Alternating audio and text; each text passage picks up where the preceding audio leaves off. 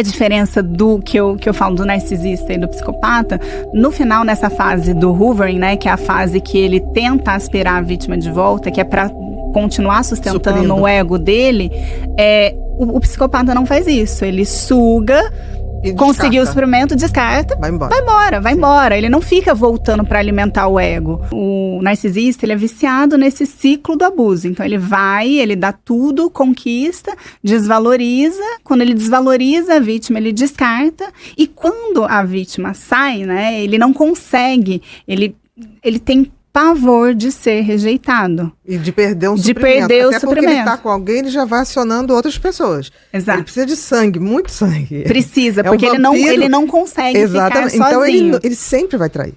Sempre. E vai dar desculpa, você não me trata bem, é por isso que eu preciso de outra pessoa, porque você me deixa inseguro. E aí, se um dia você for embora, eu já tenho aqui. Ele nunca trai. Ele fez uma reserva de segurança. E ele vai também alimentando na mente da vítima que ela é exagerada, que ela é louca, que ela tá vendo coisa onde não tem. Então, quando ela descobre, ela pode pegar uma foto e falar assim, olha aqui, é você. Nossa, é IA.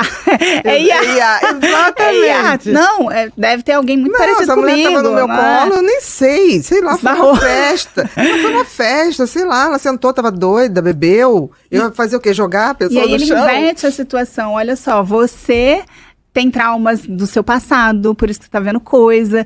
Só que assim, ele vem há tanto tempo, né, nesse gaslighting, que a vítima realmente fica confusa. Né? Afinal, lá no início, ela tinha tudo. Ele era uma pessoa amorosa, carinhosa, presente o tempo inteiro. Então, ela começa, de fato, a achar que tem algo de errado com ela. Porque ele mudou, né? Do nada ele muda. Ele muda porque ele sentiu que tem o controle. Já sabe, ele vai pegar outros suprimentos, que aquele já tem. Já tá garantido. Já tá garantido. Ele vai buscar outros suprimentos. E aí a diferença do que eu falo do narcisista e do psicopata, no final, nessa fase do hoovering, né, que é a fase que ele tenta aspirar a vítima de volta, que é para continuar sustentando o ego dele, o psicopata não faz isso. Ele suga, conseguiu o suprimento, descarta, vai embora. Ele não fica voltando para alimentar o ego. O narcisista sempre volta. Então ele deixa ali, né, todas as pessoas num banco de reserva. Não tem nenhum problema de ego. Não, exato.